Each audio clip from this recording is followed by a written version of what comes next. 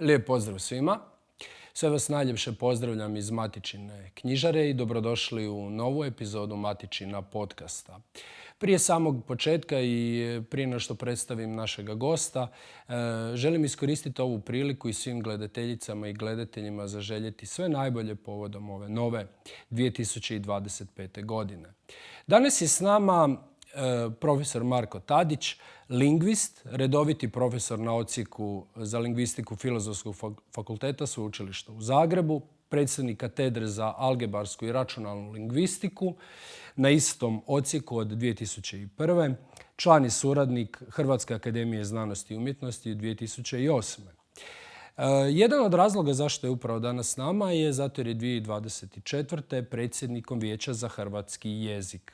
Također je bio članom Stalnog odbora za humanističke znanosti Europske znanstvene zaklade, članom Područnog vijeća za humanističke znanosti Nacionalnog vijeća za znanost Republike Hrvatske. Objavio je više od 116 znanstvenih članaka, 6 autorskih i 9 uredničkih knjiga, a jednim je od autora najvećeg hrvatskog čestotnog rječnika iz 1999. godine, kao i prvog potpunog rječnika nekog pisca u hrvatskoj leksikografiji Cesarićevog rječnika iz 2011. Bavi se korpusnom lingvistikom, računalnom lingvistikom, jezičnim tehnologijama i istraživačkim infrastrukturama za humanističke i društvene znanosti. Autor je ili suautor važnih jezičnih resursa za hrvatski jezik, kao što su Hrvatski nacionalni korpus, Hrvatski morfološki leksikon, Hrvatska ovisnosna banka stabala, Hrvatski WordNet, prevoditelj za predsjedanje predsjedništvom EU-a, jezične tehnologije za hrvatski jezik, nacionalne platforme za jezične tehnologije Hrvojke i mnogo toga drugog, kao i predsjednikom i jednim od osnivača Hrvatskog društva za jezične tehnologije. Dragi profesore, dobrodošli i recite nam evo odmah na početku što ima novoga u vašem radu, čime se trenutno bavite i zapravo čime ste trenutno okupirani. Hvala lijepa prije svega na pozivu i pridružujem se čestitkama vašim gledateljima za novu 2025. Drago mi je da sam ovdje u knjižari Matice Hrvatske, jer kao član Matice Hrvatske osjećam se kao doma, dakle svoj na svome.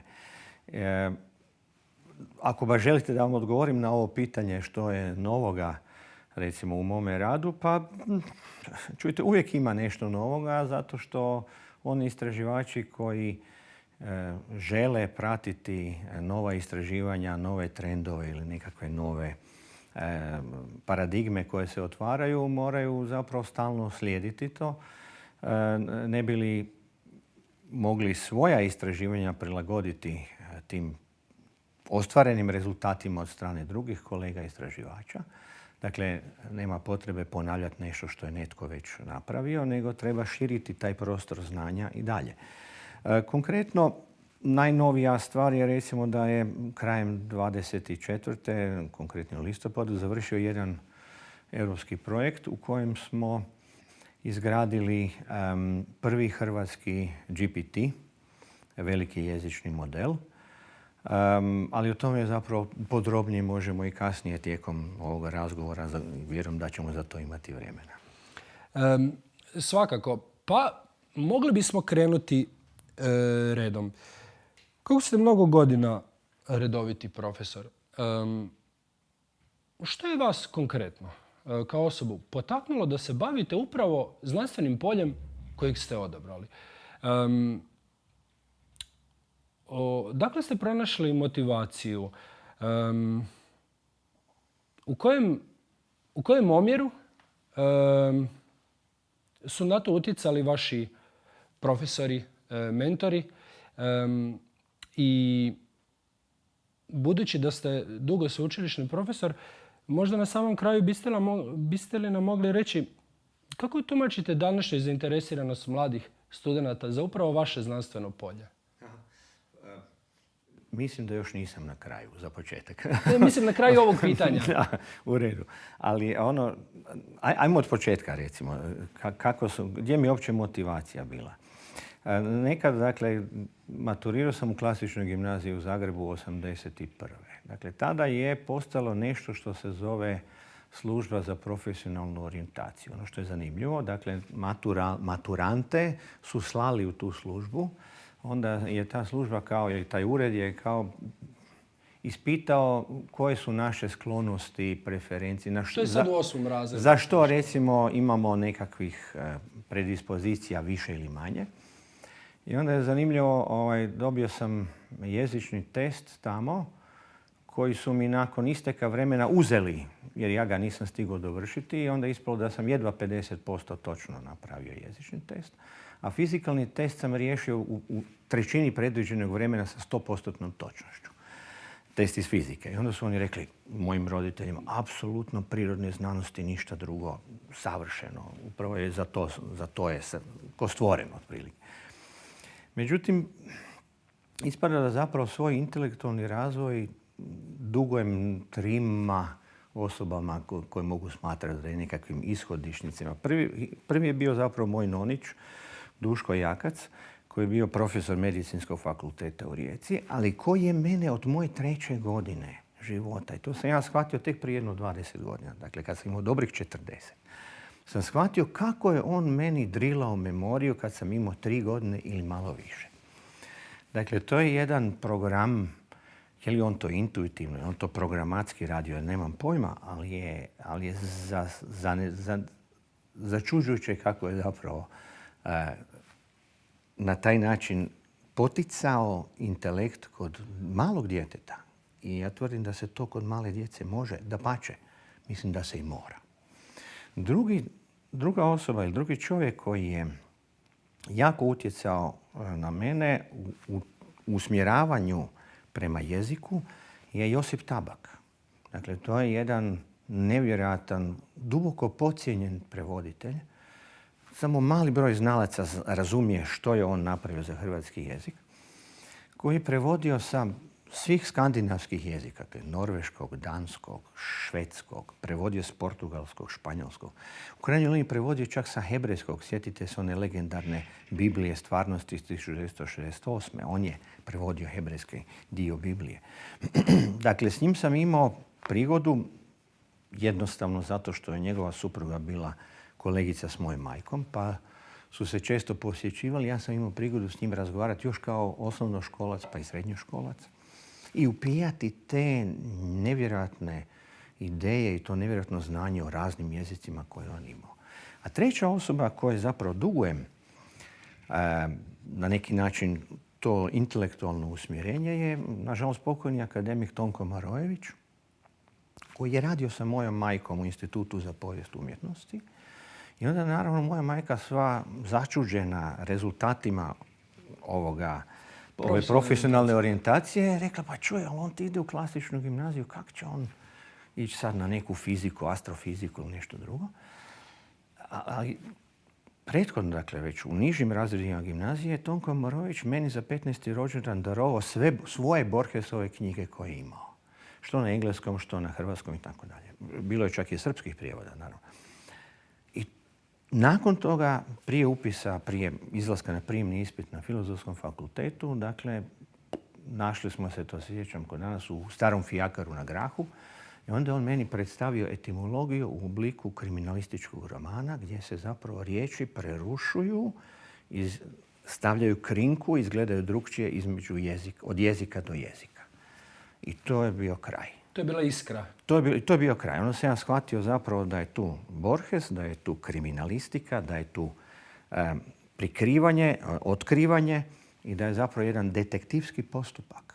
Postoji u razotkrivanju riječi, njihovih oblika, njihovih značenja i svih tih promjena koje i od jezika do jezika ili u istom jeziku kroz dijakronijski razvoj zapravo postoje.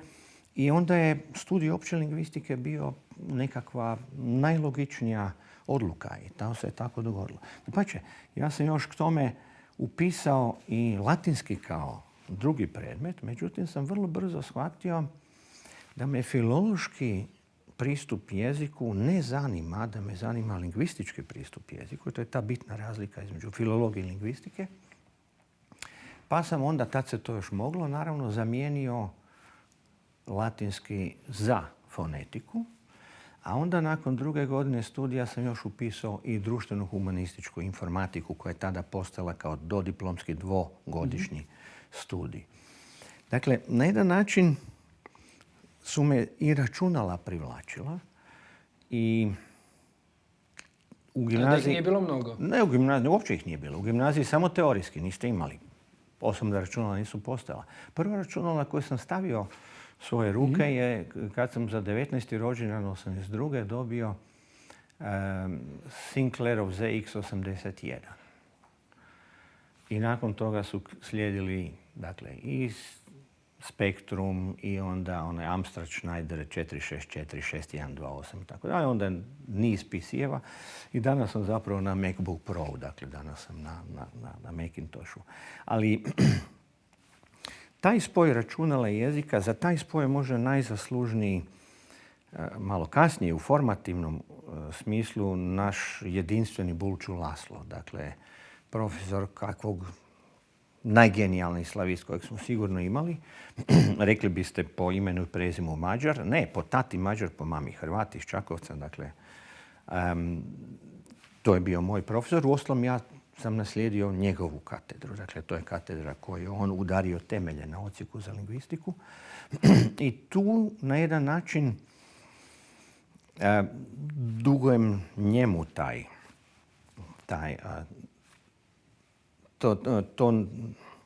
taj oblik gledanja, ali to nagnuće da se jezik promatra kao visoko apstraktni sustav elemenata i odnosa među njima, koji se najlakše, ili jedan od najlakših načina koji se može opisati su zapravo algebarski pristupi, matematičke metode, rekli biste. I pritom ne aritmetičke, ne brojanje. Možete naravno i frekvencijski, ali promatrati odnose među jezičnim jedinicama se može između ostalog i s pomoću algebarskih metoda.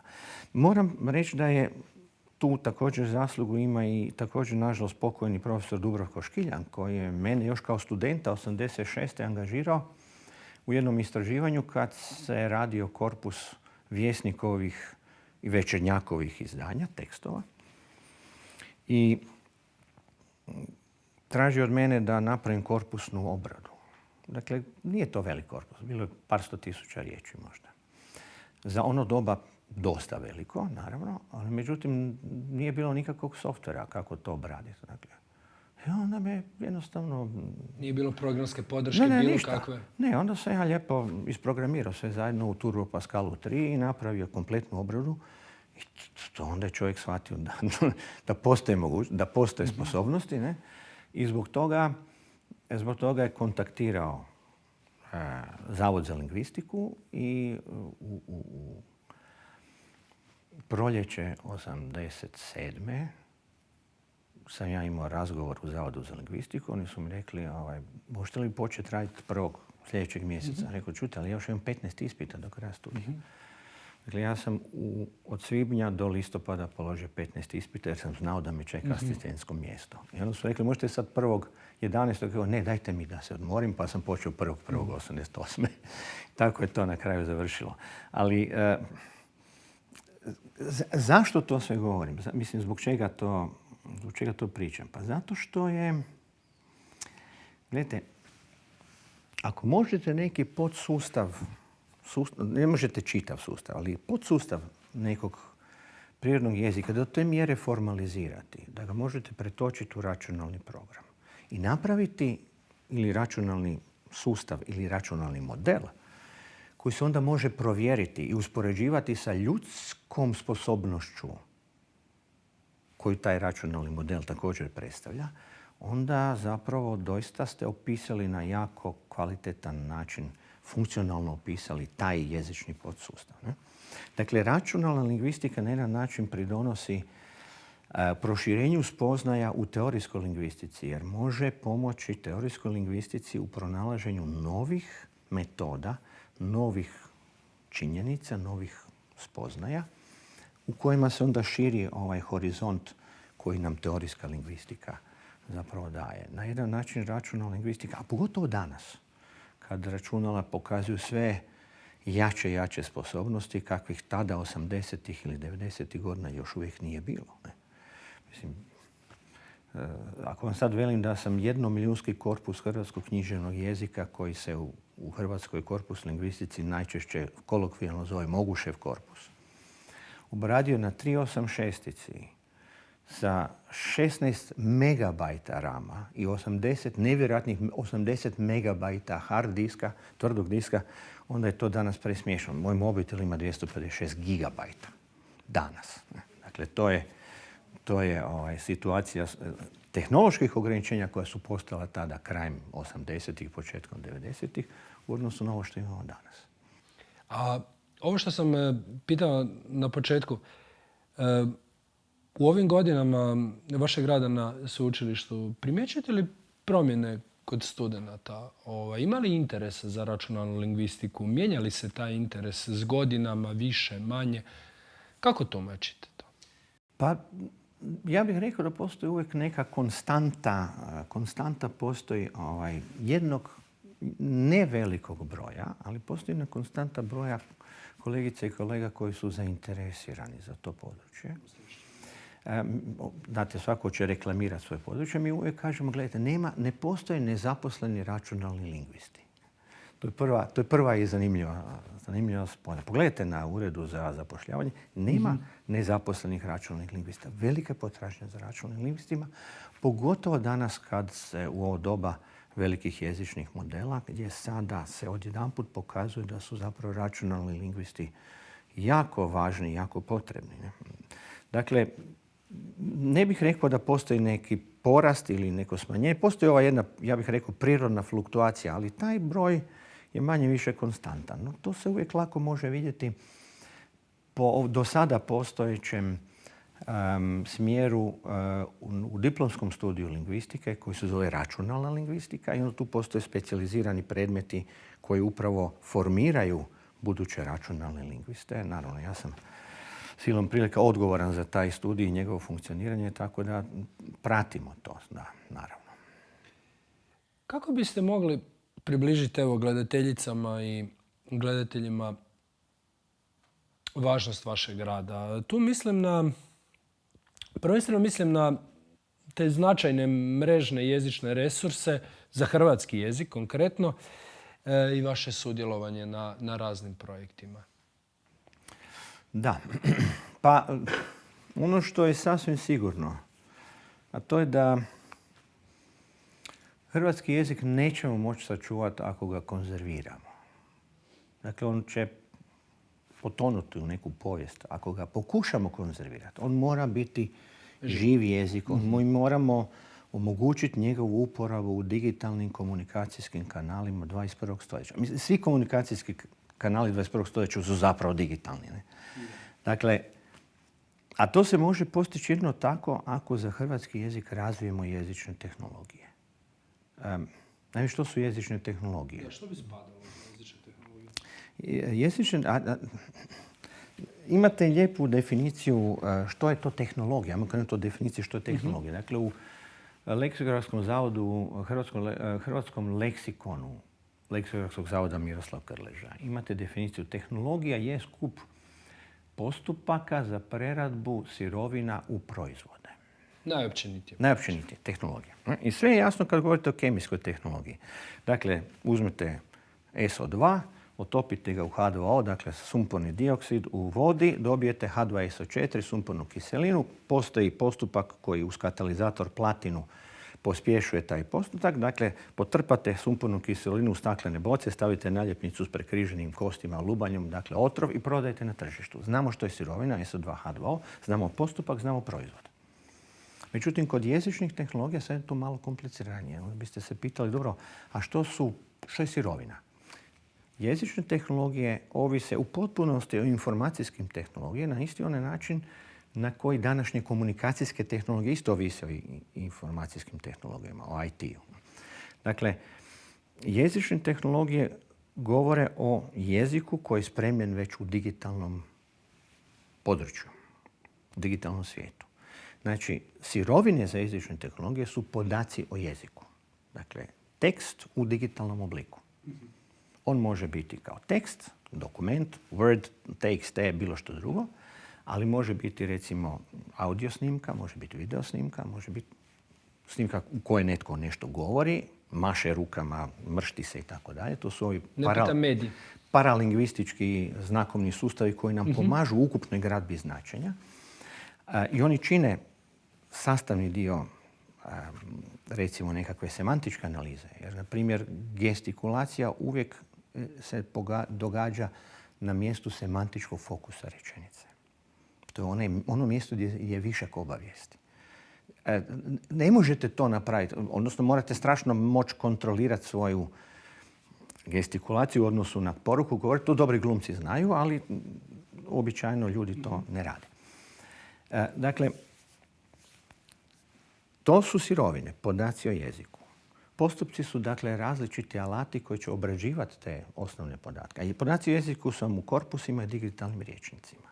Onda postoje alati koji će to obrađivati. Ne biste li dobili gotove proizvode? Recimo T9. Znate što je T9? T9 je onaj sustav kad tipkate SMS-ove. Pa ispravlja ili ne pa ispravlja? Ne da ispravlja, nego vam nudi tako. Završetak riječi. To je recimo jedan proizvod jezičnih tehnologija. Najprošireniji proizvod jezičnih tehnologija su pravopisni provjernici. Dakle, ono što se engleski zove spelling checker. Ne? Njega imate svuda. Isto tako. Da ne govorim recimo o sustavima za strojno prevođenje, dakle ovim sustavima veliki jezični modeli koji su danas tu i tako dalje i tako dalje. Dakle, vi možete danas razgovarati, ako hoćete kupiti aviokartu za bilo koju američku aviokompaniju, vi morate razgovarati sa računalnim sustavom, nema više ljudi. Nazovete na telefon i kažete, ovo nas vodi kroz neke izbornike, pa vi birate to. Na kraju nećete dobiti čovjeka, dobit ćete sustav. Dakle, dobit ćete opet računalo s kojim ćete razgovarati. Dakle, to su sve proizvodi jezičnih tehnologija.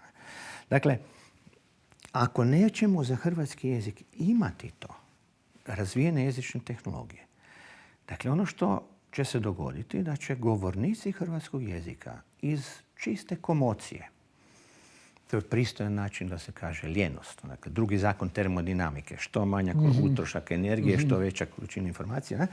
Dakle, onda će govornici hrvatskog jezika posegnuti za onim drugim jezikom za koji su takve jezične tehnologije već razvijene. Jer im je jednostavno jakše. Linija manjeg otpora, manji utrošak energije za prenošenje iste obavijesti. Tog trenutka hrvatski će postati funkcionalno nepismen jezik. Jer u ovom trenutku danas zapravo postojanje razvijenih jezičnih tehnologija za neki jezik moramo smatrati sljedećim stadijem pismenosti jezika.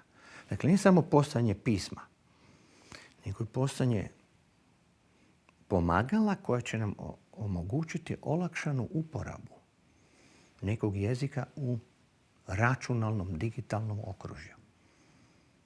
I to je nešto što će osigurati, ja ne bih rekao preživljenje hrvatskoga, ali će osigurati njegovu uporabu na ravnopravnoj razini sa drugim jezicima. Uzmimo, na primjer, samo ovu situaciju Europske unije. Hrvatski jezik je 24. službeni jezik Europske unije. On mora biti na istoj civilizacijskoj razini sa svim drugim jezicima koji su isto službeni. I to je nešto što bez toga ne možemo. Dakle, meni ispada zapravo. Naime, onda će se dogoditi da će hrvatski, u tokom slučaju bi hrvatski ostao on kraj digitalne razdjelnice. To je ovo razdjelnica koja nam govori o tome jesmo li mi ušli u tu digitalnu sferu koja na neki način determinira ili određuje civilizaciju ovog 21. stoljeća ili smo ostali izvan toga. Kad smo na ovome, odmah vas mogu pitati, kako ocjenjujete stanje trenutno u hrvatskom jeziku u smislu, pa evo, mnogi jezikoslovci upozoravaju na globalni, ali evo, lokalni, nacionalni problem nemara prema materinskom jeziku. Jesmo li zaista mi nemarni prema hrvatskom, odnosno kako gledate na stanje hrvatskog jezika u odnosu prema jezičnim tehnologijama, upravo ovo što ste dogovorili? Dokle smo stigli? Što nam još treba? Naravno, poslije ćemo govoriti i o ovim drugim dijelovima, konkretno vašem radu i ovom posljednjem što ste rekli na početku. Ali ovako općenito približiti gledateljicima i gledateljima, po vama, kako je stanje hrvatskog jezika, a i u odnosu sa jezičnim tehnologijama? Pa, ajmo krenuti prvo od ovog kako je stanje za hrvatski. Ja bih na neki način gledao na stanje hrvatskog jezika u ovom trenutku dvojako. Dakle, u prvom redu vrijedi se prisjetiti da je zapravo od prosinca 1990. od Božićnog ustava po prvi puta u povijesti hrvatskog naroda, a onda i Hrvatske države, hrvatski jezik u Ustavu zapisan kao službeni jezik u Hrvatskoj. Prije toga to nikad nije bilo. 74. sjećate se kako izgleda, možda se ne sjećate se, no 74. je formulacija u Ustavu SRH, dakle Socijalističke Republike Hrvatske, bila jedna bastardna, ja bih rekao, hibridna formulacija koja je glasila otprilike ovako, pokušat ću parafrazirati. Dakle, u službenoj uporabi u Socijalističkoj Republici Hrvatskoj je hrvatski književni jezik, standardni oblik narodnog jezika Hrvata i Srba u Hrvatskoj koji se zove hrvatski ili srpski. Da. Dakle, ili ovo ili ono, misliš što je? Što je? Da. I tu je recimo Tanja Torbarina, ona poznata kolumnistica, genijalno sažela u jednom slovu. Ona je rekla hrvatski, ali srpski. Jedno slovo je veliko razgovor. Jedno slovo je dovoljno. Dakle, ono što hoću reći, dakle, mi smo tada prvi puta u povijesti dobili hrvatski jezik u Ustavu, kao službeni jezik u Hrvatskoj. I nažalost, trebalo je više od 33 godine proći da se donese zakon o hrvatskom jeziku. Premda je bilo nekoliko pokušaja koji su svi manje više propali. Svi su propali. Pa su plašili ljude da će biti kažnjavanja. Evo, zakon je donesen, nikakve... On nema reperkusije. Sad postoje kritičari tog zakona koji kažu pa kakav je to zakon koji nema nikakvih posljedica, nema nikakve kaznene odredbe i tako dalje. Ajmo malim koracima. Ajmo po redu. Velika stvar je da su se ti gabariti, institucionalni gabariti, uloge i pozicije hrvatskog jezika sada sa zakonom o hrvatskom jeziku definirali, proširili. I unutar tih gabarita ima nevjerojatno puno posla koje treba odraditi. I ja se nadam da će Vijeće za hrvatski jezik, kojem ja imam čast biti na čelu, taj posao moći odraditi, napraviti i zapravo, ja bih na jedan način rekao da me dosadašnjih nekoliko sastanaka koliko smo imali i rad toga vijeća i sastav toga vijeća pruža mi optimizam. Dakle, mislim da je ovo vijeće kako je sada postavljeno i kako su mu postavljeni zadaci prema zakonu u hrvatskom jeziku jedna sretna kombinacija. Dakle, očekujem da ćemo iznjedriti ona rješenja, one preporuke koje će doista biti potrebne ne samo u hrvatskom jeziku, nego i hrvatskoj jezičnoj zajednici, uostalom čitavoj Republici Hrvatskoj. Međutim, s druge strane, kad me pitate kako je stanje hrvatskog jezika, upravo je ova činjenica da je bilo potrebno više od 33 godine da se donese zakon o hrvatskom jeziku, odnosno da je postala samo ustavna formulacija u onom članku 12 i nešto tu i tamo sporadičnih spominjanja neke regulativa o hrvatskom jeziku u raznim drugim zakonima, razbaceno po raznim drugim zakonima u kojima je uporaba jezika bila potpuno sekundarno pitanje, je zapravo govori o neprilikama u kojima se Hrvatska nalazi u tom razdoblju. A to je za razdoblje već samostalne Hrvatske države, ali činilo se kao da je činjenica uspostavljanja samostalne države i utvrđenje službenog jezika bilo dostatno, kao da je time se sve riješilo, međutim to nipošto nije bilo tako. Naime, pored dakle tada postojećih već kapitalnih priručnika koje su iznjedrili naši legendarni jezikoslovci 20. stoljeća, dakle govorim Babić, Katičić, Moguš, Brozović i tako dalje, svejedno je trebalo u tih 30 godina iznova, ja bih rekao, napisati nove opise hrvatskog jezika u skladu sa najsuvremenijim lingvističkim teorijama. Neću reći, recimo, da se u onih nekoliko varijanti teorije sintakse koju je Chomsky predlagao, da se svaki put trebao hrvatski jezik opisati sa svakom od tih varijanti. Generativni sve. Generativni tu u raznim fazama. Da. Chomsky ima različite varijante svoje generativističkog pristupa. Govorimo o drugim gramatikama. Gramatika uloga i referencija, role and reference grammar. Da ne govorim recimo da je trebalo napraviti leksičku funkcionalni gramatički opis hrvatskoga i slične druge sintaktičke teorije koje su postale u međuvremenu. Mislim, ono što hoću reći, trebalo je također trebalo je potom kvalitetno relevantne priručnike sastaviti, dakle rječnike i gramatike, za sve razine proučavanja hrvatskog jezika i poučavanja hrvatskog jezika.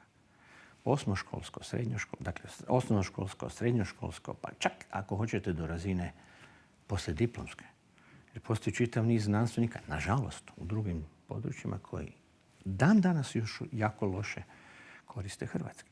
Dapače, imate situacija kad smo radili Hrvatski nacionalni korpus i htjeli smo dobiti reprezentativan broj tekstova iz poslijediplomske razine, dakle znanstvenih radova, iz područja kemije. Ne možete ih skupiti. Jedan od najjačih hrvatskih znanstvenih časopisa, Croatica Chimica Acta, koji se kompletan uređuje u Zagrebu, objavljuje se isključivo jedino na engleskom. Što to znači za razvoj kemijske terminologije u hrvatskom jeziku, ne moram vam objašnjavati. Znači, daleko je to od Bogoslava Šuleka. Mi bi morali izmisliti danas 5 Šuleka. Oprostite, čitao sam kada je bilo 23. listopada ove prošle 2024. godine, vjerujem da je to bilo prvo zasjedanje vijeća. Da. Rekli ste da ne vjerujete u slučajnosti zbog tog datuma, to je jedna stvar. A druga je, spomenuli ste, ono u čemu se u potpunosti slažem s vama, takozvano zgražavanje nad neologizmima. Možete li objasniti zašto ste rekli da ne vjerujete u slučajnosti i zašto neologizmi ponekad imaju takav neki odraz u društvu, evo, ja držim da nije realno? Ne, dopustite mi prije što govorim o pitanju, samo da zaključimo ovo što sam prije rekao. Dakle, to je sve trebalo napraviti u ovom 30-godišnjem razdoblju. Ja ne tvrdim, naravno, da se to nije radilo. Da se nije u raznim smjerovima kojima se trebalo raditi, između ostalog recimo razvoj jezične tehnologije za hrvatski jezik. Međutim, nažalost, često se to svodilo na entuzijastične i užasno marljive pojedince. Pa pogledajte samo ovu biblioteku teorija, Matičinu. Tu su vam ti pojedinci. Tu su ti nevjerojatno višestruko talentirani autori koji su rješavali nevjerojatno bitne dijelove hrvatskog jezikoslovlja. A to je nažalost, to vam je nažalost ta prokletstvo malih naroda. Ne? Da vi morate održavati civilizacijsku razinu poput velikih naroda, a bazen iz kojeg izvlačite taj ljudski kapacitet je bitno manji nego što je, recimo, koliko nas ima? 3,8 milijuna u Hrvatskoj, u Njemačkoj ih ima 80 milijuna. A istu civilizacijsku razinu morate održavati. I onda što se događa? Često se događa to da vam jedna te ista osoba obavlja 3-4 funkcije i nikad nijednu ne stigne napraviti do kraja pošteno. Ili pak je to osoba koja strahovito malo spava, poput mene, recimo 4 sata noćas, ili nek mi ne zamjere feministice, da iza svakog velikog čovjeka stoji mala žena s velikim podočnjacima. I to je isto rješenje koje zapravo često funkcionira. I tim damama treba zapravo odati svu počast, nažalost, ili na sreću. Uostalom, gledajte, dakle, pitali ste me o tome... Da nema slučajnosti i neologizmi. Da. Odnosno, odnos, hajmo reći, jednog dijela populacije prema neologizmima. Da, ono kad sam rekao da nema slučajnosti, recimo tako da sam ja dovoljno dugo na ovoj kugli zemaljskoj da sam počeo uočavati neke... Uzorke. Neke obrazce koji se ponavljaju. Neko bi sad to zvao singularitet. Onako malo mistično zvuči. Ali jako puno mi se puta u životu dogodilo da se neke stvari poklope potpuno neplanirano. Ako mi vjerujete na riječ, nitko nije vodio računa o tome da taj sastanak bude 23.10. Tako se sinkronicitet Tako se poklopilo. I onda sam jedanput shvatio, čekaj. Upravo me predsjednik Matice, gospodin Miro Gavran, obavijestio, jeste li znali 23.10. Vitezović? Ok, sjajno. Onda sam to iskoristio, naravno na prvoj sjednici, to onda televizija prenijela i tako dalje. A kad govorimo o neologizmima... Mislim, vi ste pojasnili da to nije riječ o ovim nazovi šaljivim, koji se proče, nego zaista nekakvim. Spomenuli ste, vjerujem, svjetlovod za optičke kabele. Da, to zapravo ide negdje u ono područje što će se događati s hrvatskim jezikom. Hoće li on podleći ovoj poplavi anglizama koji nam se događaju? Ajmo otvoriti tu temu. Da, što vi mislite? Pa, ja bih ovako stavio. Ovi stariji jezikoslovci koji su bili izloženi bratskom zagrljaju srpskoga, još dan danas imaju negdje strah od toga, od tog izjednačavanja. Mislim da se razumijemo, postoji u međunarodnim tijelima i na raznim drugim razinama, postoji još uvijek intencija da se to zove Serbo-Croatian ili Bosniš-Kroatiš Zerbiš kompleks, kao što to u Austriji, Njemačkoj i tako dalje. Ali ja mislim da nama zapravo ne prijeti srpski. Koliko god on bio blizu i koliko god bio tu, preko granice. Jer znate, postoji naraštaj današnjih mladih ljudi. Moj najmlađi sin ima sad 28 godina. I ja ga pitam, znaš li ti što je to bezbednost? Pa znam, nema problema. To je kad nemaš beda. Dakle, postoji cijeli naraštaj ljudi koji su sad već zreli, mogu biti roditelji, koji nisu bili u kontaktu sa srpskim. Nisu ni trebali biti. Ako za mene koji sam u 62. koji sam bio izložen tome tijekom SFRJ-a i bio prisiljen, bio sam u Jugoslavenskoj ratnoj mornarici. Slažem se da 70% mladih ne zna što je pirinač. Ne, zejtin, fioka i tako dalje. Šargarepa. Da, naravno. Ali gledajte, to je prirodno stanje. Mislim, prirodni smjer jezik i sam razvija se. Je divergencija jezika. Divergencija, dakle, razilaženje. Kad ne bi bilo tako, onda bi svi govornici današnjih romanskih jezika još uvijek govorili latinski. Da. A nije tako. Dakle, ako želite obrnuti taj prirodni smjer divergencije, onda morate uložiti strašno puno, prije svega, političke energije, političkoga pritiska da se taj prirodni smjer divergencije vrati u konvergenciju. Novosadski dogovor. I naravno, novosadski dogovor, bečki dogovor ili bilo što drugo. Ali stvar je upravo u tome da iza toga uvijek stoje neki politički motivi. A oni su svima prezentni, jasni, uopće ih ne moramo elaborirati. Međutim, ono što možda više danas prijeti Hrvatskom je upravo ta poplava anglizama i taj neki način... Utjecaj američke kulture, ne engleske kulture. Anglosaksonske. Anglosaksonske, da. Ali znate što se događa? Događa se to zapravo da trebali krenuti u smjeru, trebali štititi hrvatski jezik, trebali pokušati anglizme prevoditi, izbjegavati. Aha. Ja mislim da da. Ali ne, ja bih rekao, ne na silu, ne na onaj neorganski način, ne prisilom, ne jednostavno dekretom, nego pametno, odmjereno, tamo gdje to doista ima smisla, ima mogućnosti. Pa dobri su primjeri ovi koje ste vi upravo spomenuli. Dakle, engleski termin optical cable je u prvo vrijeme bio izravni kalk preveden kao optički kabel. I onda su, i to moramo odati priznanje, kolege s FER-a, dakle sa Zagrebačkog fakulteta elektrotehnike i računarstva, došli s prijedlogom svjetlovod, koji je izvanredan termin, koji je potpuno transparentan, dakle potpuno je providan, potpuno je u skladu sa nazivima za sve slične infrastrukturne objekte kao što su plinovod, naftovod, vodovod, produktovod i tako dalje. Točno se zna o čem se radi. Radi se o nekom infrastrukturi kroz koju se provodi nešto. Što u optičkom kablu ide svjetlo. Potpuno je logično. I danas oni inzistiraju na tom terminu, on je potpuno legao, potpuno je ušao. Kao što su nekad kompliciraniji, dakle, čim imate više riječnu jedinicu, ona je kompliciranija, složenija za uporabu od jednoriječne jedinice. Danas se sve više umjesto ležećeg policajca koji ima još ovu tu taj metaforički balast, danas se upotrebljavaju uspornici. A uspornik je recimo na natječaju časopisa Jezik bio jedna od riječi koja je dobila nagradu, ako se ne varam. Dakle, da, trebalo bi svakako na tom inzistirati. Dapače, Ja bih predložio da se, na primjer, svojedobno je sveučilište u Birminghamu imalo za potrebe sastavljanja korpusa, monitor korpusa engleskog jezika, imala je nešto što je bila varijacija onog dokoličarskog engleske dokoličarske aktivnosti koja se zvala promatranje ptica, dakle bird watching.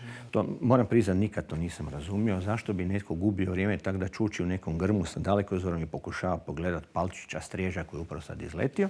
Ali okej, to je valjda način dokoličarenja na the English way. Okay? Ali na sveučilištu u Birminghamu su smislili nešto drugo što se zvalo word watching, dakle promatranje riječi. Dakle, svatko ko je naišao na neku riječ koja mu se činila nepoznatom, neobičnom ili upotrebljena u čudnom značenju, je poslao taj podatak na sveučilištu u Birminghamu na katedru za engleski jezik. I onda su oni razmotrili taj tekst i uključili bi ga u korpus ili ne bi. To je vrlo zanimljivo. To je ono što se zove citizen science, dakle građanska znanost. Dakle, angažirate, svako je ljubitelj svog materinskog jezika. Dakle, možete angažirati ljude na tome. Dakle, ideja je zapravo... bi trebao biti? Ideja je, recimo, uspostaviti jednu službu koja bi na jedan način preventivno možda surađivala sa sličnim leksikografskim službama u Sjedinjenim državama ili u Ujedinjenom Kraljevstvu, gdje su rekli bismo ishodišta, može čak i Australija, Novi Zeland, i mogla od njih dobivati popise novih riječi, neologizama u engleskome i preventivno pokušati ponuditi hrvatske prijevode. Naime, cijeli problem je u tome da kad vam se, recimo, posuđenica uvriježi, dakle ušanči, pojavi se u čestoj uporabi, onda ju je jako teško zamijeniti. A velik broj takvih posuđenica, nažalost, su vrlo pogrešne i čak neprecizne. Uzmite samo, recimo, ovaj primjer internet browser engleski. Dakle, to browse na engleskom ne znači pregledavati, nego prebirati. Dakle, nasumično zagledavati. Ili kažu zapratiti, a nije zapratiti, nego je pratiti nekog, zar ne? O tome ću posebno reći sad, ali zapustite me da završim s ovim browserom. Zašto internetski preglednik nije dobar termin? Zato što onda ne možemo, s čime ćemo onda prevesti viewer? Viewer je preglednik. Browser je zapravo prebirnik. Međutim, da se na početku ponudilo prebirnik kao razlika od viewer, browser i viewer, prebirnik i preglednik, onda bi se puno preciznije moglo cijela stvar postavljati. Uostalom, pogledajte situaciju, sam termin internet. Danas ako kažete međumrežje, mnogim ljudima se digne kosa na glavi. Šta je to? Užasno. A naši susjedi Slovenci ovdje, 17 km od Zagreba, tu Brežice, oni bez problema upotrebljavaju medmrežje. I nemaju s tim nikakvih nevolja. Znači, nešto je malo i da... Pazite, ali mi svi imamo i Međugorje. Imamo izvanredan prijevod Tolkiena Međuzemlje. I da, prostite, svaki govornik hrvatskog jezika ima i međunožje. I taj isti tvorbeni obrazac možemo upotrijebiti za naziv tog velikog, te mreže svih mreža, dakle, međumrežje. Međutim, kad to danas upotrijebite, postoji onaj 1% govornika hrvatskog jezika koji će, ovo izmišlja opet gluposti. I to je velika prepreka. Dakle, s jedne strane imate jedan broj ljudi koji hoće skrbiti o hrvatskom, koji žele ići u smjeru jednog, ja bih rekao, odmjerene skrbi o hrvatskom jeziku, koji se nikad ne bih usudio nazvati purizmom, jer purizam obično ima negativnu konotaciju, ali ima jednu skrb, prije svega razvoj nazivlja. I tu je, recimo, sjajan projekt bio koji se događao u Institutu za hrvatski jezik, koji se zove Struna, stručno nazivlje, u okviru kojeg je izrađeno za, ja mislim, 20-ak, 30-ak znanstvenih područja su napravljeni mali strukovni rječnici od svojih nekoliko tisuća naziva, koji su uvijek bili hrvatski i engleski, da se odmah zna prijevod. I to je financirala u većem broju takvih malih projekata Hrvatska zaklada za znanost. Ja sam predložio da, recimo, ne u okviru vijeća, nego sad je vijeće potpalo pod Ministarstvo kulture, da se možda u Ministarstvu kulture dalje financira razvoj takvih strukovnog nazivlja na hrvatskome. Ja već sad znam, imam dvoje prijatelja koji su profesori na medicinskom fakultetu, svako od njih bi radio iz svog uskog područja, recimo fiziologije ili neurokirurgije, kompletan mali terminološki rječnik od nekoliko tisuća termina. A to nam za hrvatski treba. Ja mislim da je Coca-Cola kao kompanija radila nekakav... Microsoft vam isto radio hrvatski rječnik za svojih, ali to je onaj Microsoftov rječnik koji će biti usmjeren samo na Microsoftove proizvode. Dakle, on je relativno ograničen. Da, radili su, naravno, ali to su vam usko specijalizirani rječnici. Kao što su i ova struna, zapravo uvijek ima na neko znanstveno područje. Ja bih sad, kako nam je ostalo još manji dio vremena, prešao na sljedeću temu, a to je svakako Zakon o hrvatskom jeziku. Prošle godine je on izglasan. Vi ste predsjednik Vijeća za hrvatski jezik. Pa evo, kako vi kao lingvist, kao predsjednik Vijeća za hrvatski jezik, kako gledate na zakon i što on konkretno donosi nama, Hrvatima, Hrvatskoj? Pa, zakon je, kao što ste rekli, donesen 26. siječnja 1924. stupio na snagu 15. veljače. Međutim, inicijativu za taj zakon je pokrenula upravo Matica Hrvatska. I u javnosti je izašla, zanimljivo, na proslavi 180. obljetnice u HNK, dakle 13. lipnja 1922. Od 22. do 2024. je trebalo proći to sve. Matica je naravno napravila radnu skupinu. Članovi te skupine su poznati. Nekoliko akademika, vrhunskih, 3 akademika, profesora i stručnjaka jezikoslovaca. Uglavnom je bilo 5 članova. Glavni odbor i predsjedništvo Matice je u rujnu 22. prihvatilo prvi nacrt toga zakona.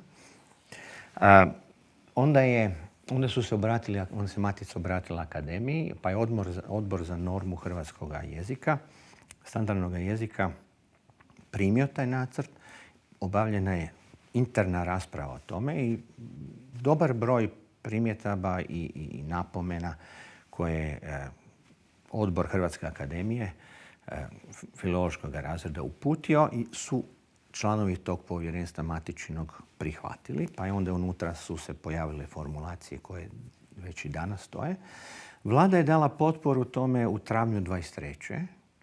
A u kolovozu 23. je vlada predstavila modificiranu inačicu od strane vlade. Dakle, to nije isti tekst kakav je radna skupina iz Matice dala, nego je vlada imala svojih intervencija i to otišlo u javnu raspravu.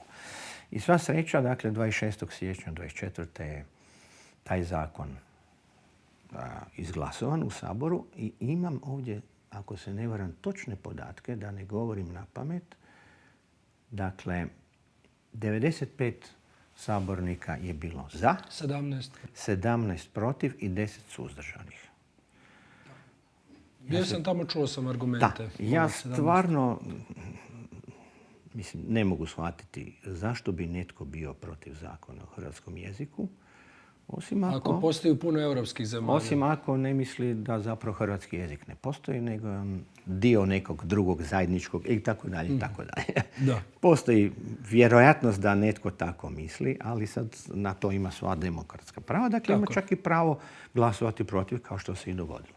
Međutim, žao mi je da zapravo nismo dobili 2/3 većinu, jer bi to bio signal, vrlo jaka politička poruka. Da 2/3 Sabora je za zakon o hrvatskom jeziku. Da. No, gledajte zašto je taj zakon važan za nas. Zato što taj zakon definira po prvi puta izvan stručne i znanstvene domene, nego pravno što hrvatski jezik jest. Jer do sada ste prije rekli, bilo je samo u Ustavu. Tako je. Što hrvatski jezik jest, koja su njegova narječja i ostali inačice, odnosno i ostali varijeteti. Također, u tom zakonu se definira da je hrvatski jezik u svojoj ukupnosti i cjelovitosti temeljna sastavnica hrvatskog identiteta i hrvatske kulture.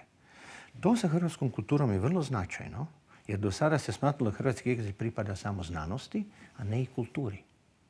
A on je nositelj, on je sredstvo kojim se kultura komunicira. I nije slučajno da su u velikim europskim zemljama skrb o jeziku nalazi u Ministarstvu kulture, kao recimo u Francuskoj, a ne u Ministarstvu znanosti. Kod nas je to na neki način u ovom trenutku još uvijek podijeljeno i možda i nije loše da je podijeljeno, jer jezik je više svrhovita pojava, dakle, i može je se promatrati iz smjera znanosti i smjera kulture. Dakle, osim toga definira se tim zakonom da je hrvatski jezik službeni u Republici Hrvatskoj, ali je 24. službeni jezik Europske unije. Dakle, i prvi puta zapravo u povijesti imamo zakonski cjelovito utvrđenje pitanje službene i javne uporabe hrvatskog jezika kojom se osigurava sustavna i stručna skrb o njemu. I tu je zadužena vlada. Po zakonu je vlada zadužena za sustavnu skrb o jeziku. Dakle, ako netko zabrlja, onda se obraćamo vladi, predsjedniku i čitavoj vladi, odnosno relevantnim ministarstvima.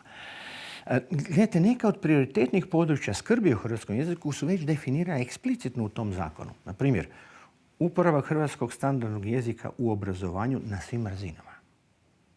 To ne znači da su narječja isključena, ali je na svim razinama mora biti uporaba standardnog. Onda recimo promicanje učenja hrvatskog jezika. Ne samo za izvorne govornike, nego i za sve druge koji to žele. Nadalje, poznavanje hrvatskog jezika kao uvjet za dobivanje hrvatskog državljanstva. Ja bih tu rekao da bi bilo jako dobro kad bismo, i to ćemo vidjeti može li se to u planu nacionalne politike, jezične politike uvrstiti, bilo bi jako dobro da se poznavanje hrvatskog jezika uvede, testiranje iz poznavanja hrvatskog jezika uvede za dobivanje radne dozvole, bar za one vrste zanimanja koje zahtijevaju komunikaciju sa klijentima. Da, strani radnici su isto, da. O njima i govorim, jer se ne smije, gledajte, parafrazirat ću bivšeg predsjednika Matice akademika Damjanovića. Ne smije se dogoditi da izvorni govornik hrvatskog jezika u Republici Hrvatskoj, kad ujutro želi naručiti kruh, mora osim svog materinskog hrvatskog znati još neki drugi jezik. Mi nismo na Filipinima, u Nepalu, u Liberiji, u Americi, mi smo u Republici Hrvatskoj. Dakle, radnici koji dolaze ovamo,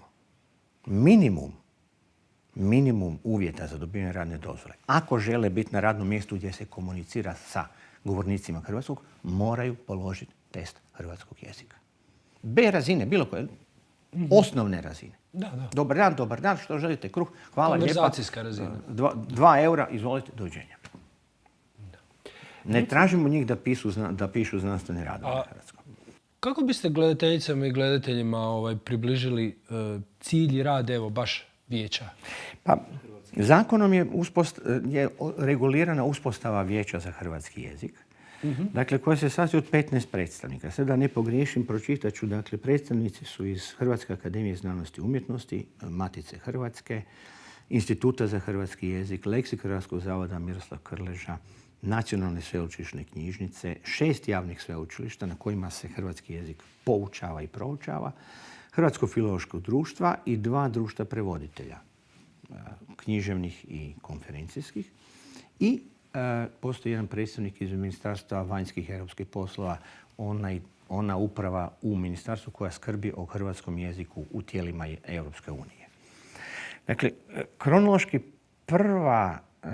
prvi zadatak tog vijeća je bio donijeti poslovnik o radu vijeća. To smo napravili. To je riješeno u prva 2 sastanka, već na konstituirajućoj sjednici. A glavna zadaća koja je zakonom regulirana tog vijeća je izrada nacionalnog plana jezične politike koju vlada mora donijeti u roku od 2 godine od stupanja zakona na snagu. To znači da vijeće zapravo ima, ja bih rekao u ovom trenutku čak samo godinu dana da to zgotovi, jer znamo sigurno da će vladi trebati bar 6 mjeseci da to napravi, a ne kako se taj rok ne bi probio.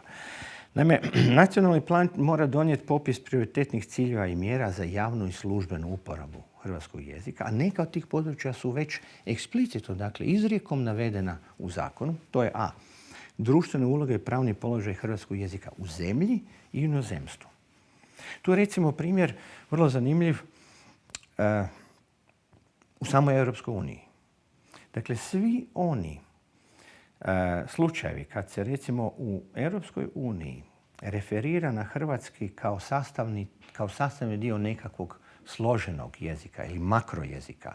Zvao se on Serbo-Croatian ili Zerbo-Kroatiš ili Bosniš-Kroatišun Serbiš ili bilo kako drugčije. Serbo-Kroat. Svi ti slučajevi su zapravo slučajevi kršenja europske pravne stečevine. Jer u europskom pravu 24. službeni jezik Europske unije se zove jedino i samo hrvatski jezik. I on nije dio nikakvog makro ničega. On je hrvatski jezik. Dakle, tu bi u međunarodni položaj Hrvatskog u Europskoj uniji trebalo i osnažiti. Ja znam da je naše Ministarstvo znanosti nebrojeno puta pisalo različitim njemačkim sveučilištima. Jako je malo odziva bilo. Prigovaralo na tu zajedničku kombinaciju. Jako je malo odziva bilo. To srećom postoje sveučilišta, recimo kao sveučilište u Regensburgu, koji ima posebnu katedru za hrvatski jezik. Kao Poznanj, u Poljskoj isto ima. Kao Poznanj, u Poljskoj specifično. ali to su zapravo rijetka mjesta. Ali to je recimo nešto na čemu bi trebalo inzistirati i gdje bi, između ostalog, to će biti jedna od preporuka u planu nacionalne jezične politike, da se prema inozemstvu jako radi na tom planu, u tom smjeru. Dakle, to je jedna stvar. Druga stvar, recimo, promicanje uporaba hrvatskog jezika u službenoj javnoj uporabi. Tu je naveden primjer lektoriranja službenih dokumenata. Dakle, uspostava lektorske službe. Dakle, sva tijela javne administracije, javne uprave, na svim razinama, od općina do županija, do gradova, do nacionalne razine ili regionalne razine, svi dokumenti koji se objavljuju moraju proći lekturu. Sad, hoćemo li mi imati dovoljan broj lektora da to naprave? Kako ćemo osigurati jednoobraznost lektoriranja od Iloka do Buja i od Dubrovnika do Svetog Martina na Muri? Kako ćemo to osigurati? I možemo li na neki način tim lektorima pomoći? Ja sam imao jedan prijedlog i čak sam ga iznio u nekim prethodnim javnim medijima. Poput sustava za strojno prevođenje, koji su danas postali online usluga potpuno normalna, zašto lektori u tim tijelima javne uprave ne bi imali na raspolaganju jednu horizontalnu uslugu koja bi onda služila svim tijelima javne uprave za poluautomatsko lektoriranje hrvatskih tekstova. Dakle, pošaljete svoj Word dokument na neki poslužitelj, on vam da prijedloge za lektorske zahvate, vrati vam natrag. Ja nikad čovjeka iz toga ne bih isključio. I onda čovjek, lektor, prihvati izmjene ili ne prihvati, ali u načelu će ih prihvatiti jer mi je tako brže. Time će se osigurati dosljednost uporabe, terminologije, jednoobraznih obrazaca i tako dalje. To je recimo jedno. A istovremeno razvijate jezičnu tehnologiju za hrvatski jezik jer to pomaže. To onda ako je javno dostupno, kao što su ovi sustavi za strojno prevođenje koje smo recimo razvili prije 1,5 dana, Hrvojka, Gov.hr, recimo, postoji sustav za strojno prevođenje, koji je bolji od Google Translate-a, nota bene. Možete uploadati gore čitav Word dokument, on će vam ga prevesti, sačuvati sva formatiranja dokumenta i dobiti prevedene dokumente. Da, jer inače format su uvijek izmijenjen. Možete uploadati PowerPoint prezentaciju, možete Excel poslati, tablicu poslati, dobiti prevedenu. Dakle, mogućnosti su nevjerojatne. Istu stvar se može raditi i sa lekturom. Zapravo, lekturu možete promatrati kao jednu vrstu strojnog prevođenja iz lošeg hrvatskog u dobar hrvatski. Da. Zapravo, ne? Dakle, tako bi se moglo pomoći ovim lektorima. Međutim, to nije naravno jedino. Ovo područje, tu smo sad izašli u ovoj treće, koje je eksplicitno navedeno, a to je unapređenje jezičnih tehnologija za hrvatski jezik. Dakle, to je upravo ovo područje kojim se ja baš jako bavim. Ali i dalje imate razvoj nasilja za hrvatski jezik, o tom smo već razgovarali, i u konačnici dalje promicanje i unapređenje učenja hrvatskog među strancima i potomcima hrvatskih iseljenika. Ovaj drugi dio posebno za potomcima? Tako je. Mi smo u okviru, upravo moj istraživački tim je u okviru jednog europskog projekta 2015. i 2016. napravio portal za besplatno učenje hrvatskog kao stranog jezika, hr4eu.hr, dakle hr4eu.hr. Mi imamo 5000 korisnika na tome sustavu dan danas. Mi smo imali obvezu održavati ga 3 godine, dakle u 2019. je izašlo. Istekla je ta obveza. Da. Mi ga još danas držimo. Mi imamo 5000 korisnika od Antofagaste do Cukube koji hoće učiti hrvatski. Jako mnogo je ljudi iz Latinske Amerike koji su druga ili treća generacija Hrvata iseljenika koji hoće naučiti hrvatski. Koji imaju nevjerojatan taj nacionalni sentiment. I upravo je grijeh to im ne ponuditi. Dakle, to je recimo takvo promicanje. Da govorimo o strancima. Evo, ovo što smo govorili o kupnji kruha i tako dalje. Dakle, sve u svemu pred vijećem ima nevjerojatno puno posla. Kako se sad, evo, stvarno približavamo kraju, evo, za posljednje pitanje, kad smo razgovarali prije emisije, kad sam malo istraživao, vi ste zapravo nedavno zgotovili projekt hrvatskog GPT-a. Da. Nije GPT, je li? GPT-a. Ne, GPT jer je to engleska Tako je. kratica. Velikog jezičnog modela. Pa evo, možete li upoznati što to točno znači, o čemu se radi i koja je funkcija hrvatskog velikog GPT modela? Prvo krenuti od, mislim možda vašim gledateljima će biti zanimljivo definirati što je to uopće veliki jezični model. Može. Gledajte, obično se u javnosti govori umjetna inteligencija. Da. To je termin koji ljudi upotrebljavaju. ChatGPT se pojavio negdje u studenom 22. i on je zapravo napravio veliku uslugu svim računalnim lingvistima. On je napravio besplatnu reklamu na svjetskoj razini. Sad konačno svi ljudi znaju nakon sustava za strojno prevođenje i ChatGPT-a što računalni lingvisti zapravo rade. Ne? To je nama nevjerojatna reklama i sad svi znaju čemu služimo. Ali veliki jezični modeli, to je puno precizniji. To je na engleskom macro, jel? Large language models, se to na engleskom zove. Mislim, gledajte, umjetna inteligencija, dakle, veliki jezični modeli su samo, dakle, uporaba prirodnog jezika. To da računala znaju koristiti prirodni jezik, samo jedan segment, jedna sastavnica umjetne inteligencije. Jer pored toga postoji robotika, postoji računalno gledanje, vid, postoji crpljenje obavijesti, postoji ono što se zove zaključivanje, postoji taktičko ili strategijsko planiranje. To su sve različite sastavnice umjetne inteligencije. Ovo je samo jedna od sastavnica. Doduše, ona može se smatrati najznačajnijom, zato jer je današnji test koji provjerava je li neki sustav strojno inteligentan ili nije, se sastoji upravo od komunikacije prirodnim jezikom između čovjeka i stroja. Ako čovjek ne može prepoznat da je s druge strane računalo, nego misli da je čovjek, onda je taj sustav prošao provjeru inteligencije. I ono što je zanimljivo, GPT-4o, inačica 4o, je prošle godine prošla Turingov test sa 54% točnošću. To je mršava dvojka, ali je prošla. Dakle, to je prvi puta da je jedan sustav prošao. Dakle, 100 ispitanika je bilo, 54 čovjeka su mislili da s druge strane se nalazi čovjek. Okay? 54 od 100. Međutim, dakle, što su zapravo veliki? Precizno je, dakle, reći veliki jezični modeli. Veliki jezični modeli zapravo nisu ništa drugo nego na jedan način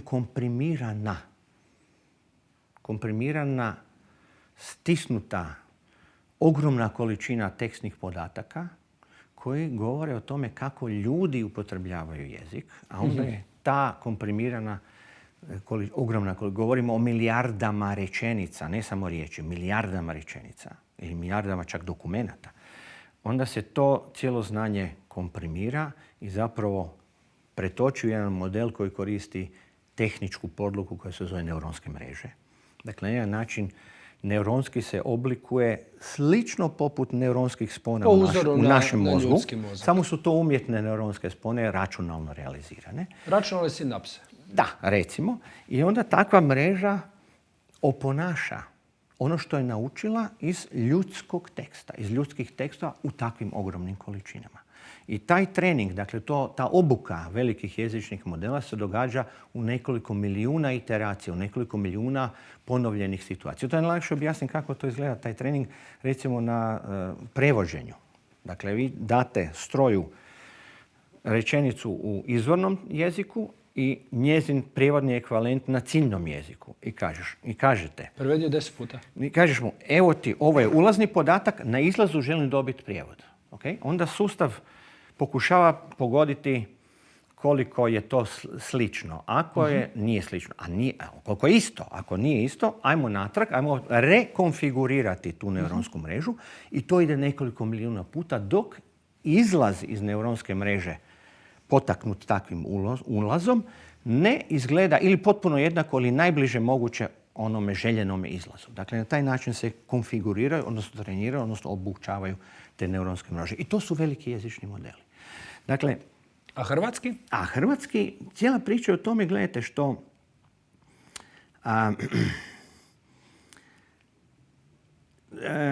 Većina jezičnih modela danas su višejezični modeli. Dakle, nisu trenirani samo na tekstovima jednog jezika, nego se uzme od 2 do preko 200 jezika. I tu imate jedan veliki problem. Jezici za koje ima puno tekstova su jako reprezentirani, jako su prisutni u tom materijalu, toj jezičnoj građi. Zastupljeni i su puno više od onih jezika za koje je bilo manje materijala. Naravno. I tu onda imate veliki problem, ali to je rezultat samo čiste demografije. 80 milijuna Njemaca svaki dan izgovori više rečenica nego 3,8 milijuna Hrvata. I velik broj tih rečenica će završiti u digitalnom okružju iz kojeg je to lako kasnije preuzeti za treniranje novih modela. To je, nažalost, puka statistika i puka demografija.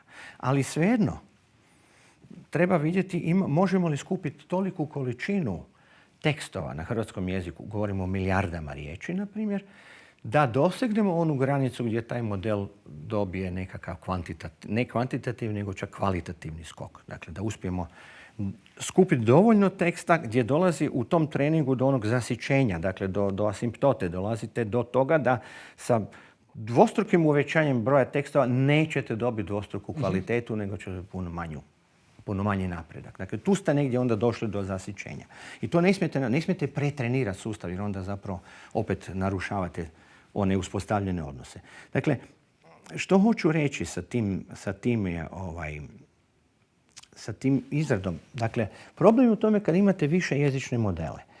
Onda vi zapravo ne znate je li oni drugi jezici koji su u više jezičnom modelu, jezici B, C, D, X, Y, je li oni, kad se taj model primjenjuje na jezik A, je li ti modeli pomažu, ti susjedni jezici koji su u modelu, i oni pomažu kad se taj model primjenjuje na jezik A ili mu odmažu? Da. Dakle, i ono što je zanimljivo, može se dogoditi da su, recimo, za različite vrste zadataka susjedni jezici mogu pomagati, a za druge zadatke mogu odmagati. Evo je primjer, jedan vrlo jednostavan. Na primjer, ako želite napraviti sintaktičku analizu hrvatskih rečenica, onda će srpski, slovenski, češki, slovački jako pomagati, jer su sintaktičke strukture manje više slične. Međutim, ako želite raditi crpljenje nazivlja, terminologije, onda će srpski smetati hrvatskome. Zato što imate iste riječi koje su u hrvatskom terminološki obilježene, a u srpskom su riječi općeg jezika. Pečurka u srpskom znači bilo koju gljivu. U hrvatskom pečurka je posebna vrsta gljive, to je hrvatska riječ za šampinjon. Da. U srpskom crveno vino je bilo koje crno vino. U hrvatskom crveno vina posebna vrsta, to je enološki termin, posebna vrsta crnog vina. Je. Crveno. Dakle, tu će srpski smetat. Dakle, tu treba onda... Kako sad to sve vrednovati, kako to napraviti?